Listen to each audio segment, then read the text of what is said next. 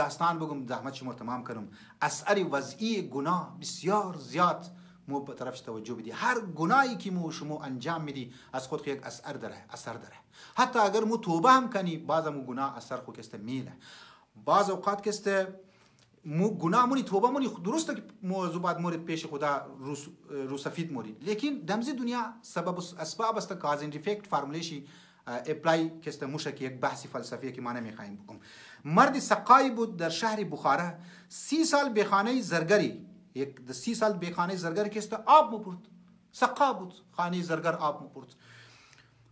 هیچ رفتاری بدی از این سقا دیده نموشه. یک روز سقا به منزل از خانه امزی زرگر که داخل میشه، چی میشی مفت برای ناموسی امزی زن، ناموسی از زرگر تو خونه که واقعا در زنش بسیار خوبصورت است، بسیار فلان است.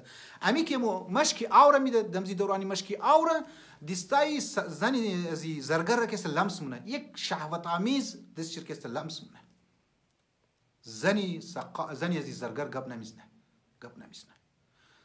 سقا که است بر میشه شوکی زرگر مایا مگه تو را قسم میدم که امروز تو دمنی دکان طلا و جواهرات خو چی کار گست انجام دادی؟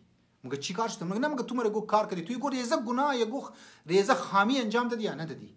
مگه آن چی کار کردی؟ مگه ما یک زن اماد از ما چوری کست خواست، ما چوری رو که دادم شیرد امیتر کست دستایش کست لمس کردم و بانیگای بد نیتی بد کست لمس کردم. زن میگه والله امروز که سقا اینمی کار کرد از مکت. لذا این اثرات گناه را ما شما باید طرفشی توجه کنیم. گناه از خود اثر داره، اثر وسیع داره.